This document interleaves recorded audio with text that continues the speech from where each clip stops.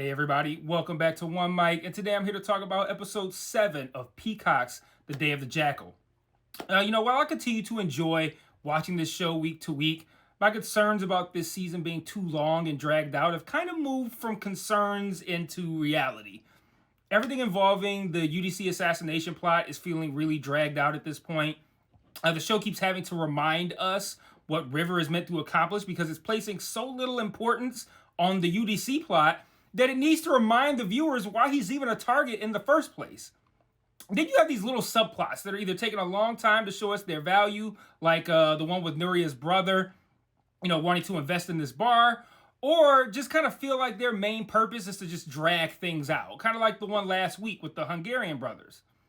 If we remove that subplot altogether, does it really change anything? I don't think it does. Because just like it felt like a speed bump on Charles' path to killing UDC, it felt the same way in regard to the show's path. Like it was just meant to be a speed bump to slow down forward progress to make sure that we could fill out 10 episodes. And don't get me wrong, I enjoyed watching the Hungarian brothers subplot as it was happening. But I also feel like I'm seeing it for what it is, which is a way of just kind of like dragging this season out a little bit longer. Additionally, I'm growing frustrated with something absurdly stupid happening in every episode. This is an incredibly engaging show. Even though I feel like it's being dragged out, I'm still enjoying watching it. A large part of that is due to the performance of Eddie Redmayne. But because it's so engaging, it's like an unexpected splash of ice cold water when you're asleep, whenever the show does something absurdly stupid. And that's starting to become a trend now. Like last week, I was frustrated with Charles soundlessly exiting that car and that cop being unusually aggressive and suspicious toward him for no reason. This week, they actually pile on to the cop scene from last week by saying that she recognized Charles from that sketch.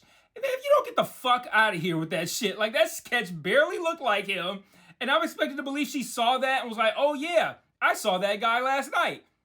And the only reason they're trying to sell me on that is because they're like, yeah, those two had a memorable conversation in the last episode, so the audience is going to buy that she remembers Charles.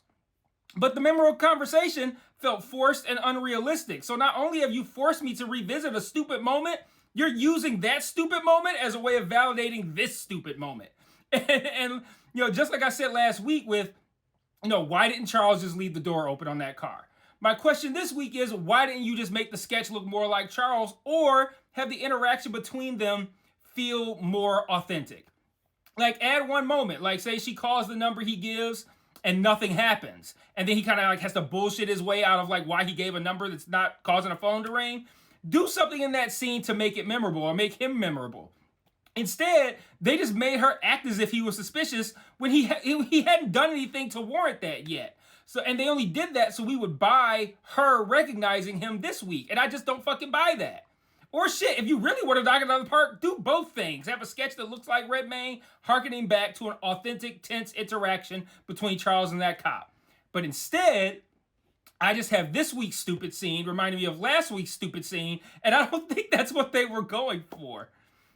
Also this week, I didn't like how easily Rasmus gave Charles complete and total unhindered access to that venue. I feel like there's a more plausible way to get me to a place where I would believe Rasmus would just hand over his security badge like that. But they show up at the venue, and Rasmus is like, okay, here's my security badge. I'm going to go fuck off somewhere else and let you completely wander the building with my ID unsupervised. And I'm just like, was being unsupervised a condition that Charles made in exchange for dick? I'm not going to fuck you unless I can explore that venue unsupervised. Because I see no reason other than plot convenience that Rasmus would be like, well, yeah, you gave me a proper dicking, so here's my security access and total privacy.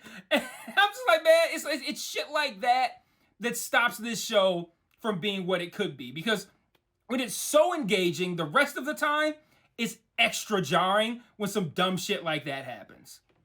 Hey everybody, I just want to take a small break from this review to talk about the various other ways you can engage with me on other platforms. If you're so inclined, and I understand why you wouldn't, I am an acquired taste, but you can join the Patreon where you can get extra content like retro reviews, where I review old shows and movies to see if they still hold up today, Mike's Musings, where I talk about shows I'm watching that I don't cover on the channel, or Mike's VOD, where you can commission me to watch a show, which I will then review on the channel. And if you want to engage with me and chat with me more directly, I also implore you to join the Discord and follow the Facebook page. I set up channels in the Discord for all of us to discuss the shows I'm reviewing on the channel, and I also drop new videos in there since it's the easiest platform for me to share to from my phone. The Facebook can be really fun because I sort of live comment on shows I'm watching, often while under the influence, I'm not going to lie. And I'll also share news there, both about television and film, and about myself as well. So if you like my content, you want to be more engaged, you think I'm charming, or you simply want to show support, feel free to sign up for the Patreon or join the Discord or Facebook today. Links to all platforms are in every video description. Remember to share all my shit to your respective social media platforms. And now back to this review. So now I want to get into what happened this week, though, because there are some interesting developments that I am excited to watch unravel over the remaining 3 episodes. For example, at the start of the episode, Charles essentially asked Xena to take care of Bianca and Vince. Take care of them? Take care of them. And they're just on his ass too much, making the UDC killing difficult. I get it. Then later, Bianca and Vince do almost get popped in a drive-by. And I put in my notes, like, I wonder who OC hired to take out Bianca and Vince. But in all seriousness, I want to know who the mole is, and I want to know how he or she is operating. Now, yes, I'm still very concerned that it's OC, and it's going to be a simple, reason, well, Tywin Lannister said he killed my family if I don't help him, so that's why I'm doing this. And yeah, if it's that, I'm going to give this show, a hard F. That's F is for fail in this case. A hard fail for doing one of the worst mole hidings that I've ever seen. But I still hope I'm wrong, and I want to see how this plays out. For example, the two things could be unrelated. Charles asked Xena to take care of Bianca and Vince. Xena or Tywin hire somebody to do it. It could have nothing to do with the mole. It just be some random person that they hired. But regardless, I'm intrigued regarding who this secret person might be, and I'm ready to let's start to unveil who that is. Speaking of secret people, who made the attempt on UDC before Charles could get his shot off? That could end up being a super cool reveal that revolves around someone Charles doesn't know trying to fuck this job up for him.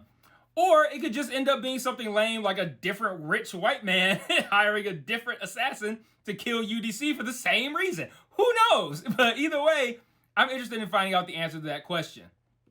I'm also curious where this subplot with Nuria's brother is going.